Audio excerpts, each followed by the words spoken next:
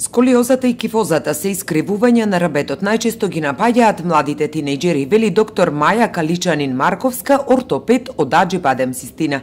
Во најмногу случаи причината за овие деформитети не е позната. Се смета дека тие се предизвикани од комбинација на фактори, меѓу кои абнормално развивање на коските, меки лигаменти или слаби мускули, или пак проблеми со функцијата на рамнотежата. Детски и пубертетски период, тогаш доаѓа една фаза на брз раст во висина кај децата.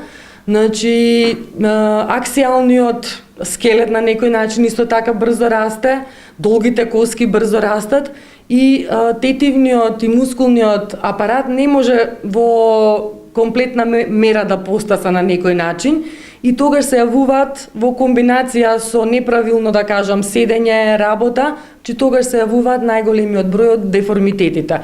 Или родителите, дури родителите не ги ни забележуваат децата, ако им се секој ден дома. Значи, најчесто се случува децата да бидат приметени на овие редовни систематски прегледи во училиште. Иако и тогаш некои може да бидат превидени. Голема група на деца треба за кратко време да се прегледаат. Децата не се поставуваат во правилна позиција или вие ќе ги поставите, па како да кажам, ја менуваат позицијата при прегледот. И едноставно не може да се добие за толку кратко време правилна информација за состојбата на детето. Значи си бара еден убав преглед. Проблем правеле и тешките ранци кои што децата ги носат на училиште. Тие ранци треба да бидат со тежина, да кажеме 10% од тежината на телото. Меѓутоа секое дете не е исто во тежина и во висина, нели? Физичките способности на секој се различни, а книгите и приборот за сите се исти. Едноставно, значи оптеретувањето за некои деца е преголемо. Понатаму децата не ги носат секогаш на двете раменциња како што е препорачано, туку ги ставаат на едно рамо или некако, па во клупите седат неправилно навалени на една или на друга страна, некогаш висината не е прилагодена како што треба, или многу ниска клупа или многу висока клупа. Значи се тие работи исто така влијаат на, а долго време се поминува во училиште, 5-6 сата, некогаш во средните училишта и повеќе дури. Значи се тоа им влијае на децата. Значи не е само тие се жалат некогаш и на болки во грбот, не е секогаш од сколиози од кифоза. Некогаш се тоа фибромијалгија, едноставно преоптовареност на мускулатурата. Долго време во иста позиција поминува телото. Методот на лекување сколиоза и кифоза зависи од возраста, периодот на раст, степенот на искривувањето, болката, функционалната лимитираност и изгледот на рабетот. Постои конзервативен и хируршки третман. Секогаш се почнува со конзервативен третман. Освен во исклучителни случаи, да кажем, кога деформитетот е толку голем, каде што бара и во одредени фази на растот на детето, значи се препорачува да има оперативен третман.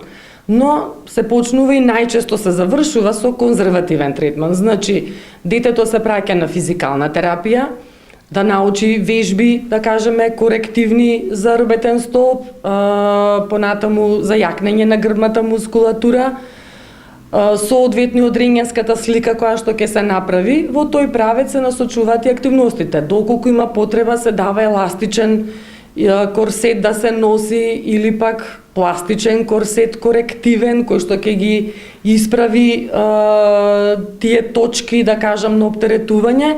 Корсетите можат да помогнат во процесот на спречување на прогресија на искривувањето за време на растењето, но за да се успее, потребна е голема упорност и од страна на детето, и од страна на родителот, и од страна на лекарот.